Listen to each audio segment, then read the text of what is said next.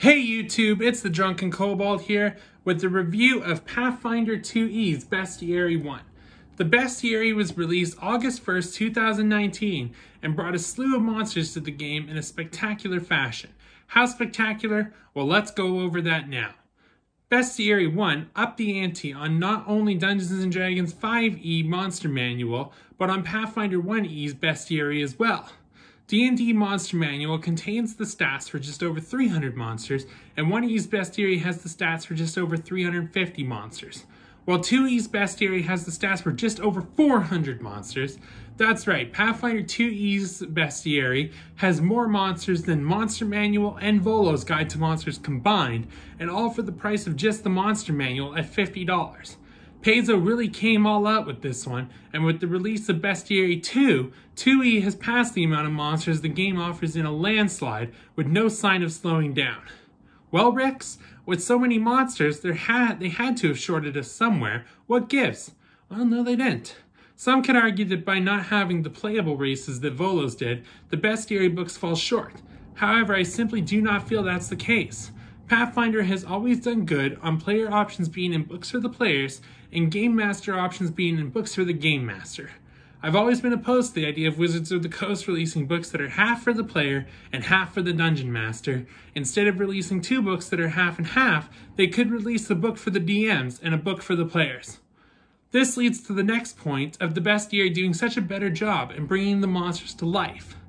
In the 5e Monster Manual, monsters get their fluff and lore, but lots get stiffed in terms of artwork.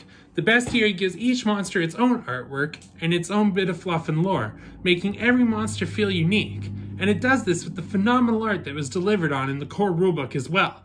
Consistency is definitely present here. Lastly, the Bestiary is just as clean a book as the core rulebook. Everything is laid out perfectly in the table of contents so you know exactly where to find it. Monster Manual failed at this in my opinion. For instance, the Monster Manual says demons start on page 50, but if you want to find a Quasit, you're either going to have to find it on the index at the back of the book, or flip through the 16 pages of stat blocks that make up the section on demons, whereas Bestiary, its table of contents, Quasit, page 76, and done. So where can the Bestiary be improved? Well, there isn't much room for improvement. Paizo played it safe by sticking to a formula they know works because it's tried and true, and perhaps the only complaint here is they played it too safe. The monsters in the Bestiary are your traditional monsters of the fantasy trope, goblins, kobolds, dragons, etc., that you would expect any Bestiary one to have, and didn't really include any entries that made you think, wow, I didn't expect that to be here. I have a feeling that some unexpected heavy hitters would have upped the wow factor of the book, but by getting all the expected stuff out of the way now, it leaves a lot of room to be amazed in Bestiary 2. All in all, the book's quality is great. The stat blocks are well done, the book is organized and easy to use for a new player. It has so many monsters to fill your games with that you'll never run out. I have to give this book a solid 9 out of 10. The only thing I feel is missing here were some unexpected monsters to push it to being perfect. Do you agree with my assessment? Do you feel there's a fatal flaw I've overlooked? Let me know in the comments down below, and if you feel I deserve it, leave a like and consider subscribing. Everyone have a good one, cheers, and always, may the rolls be with you.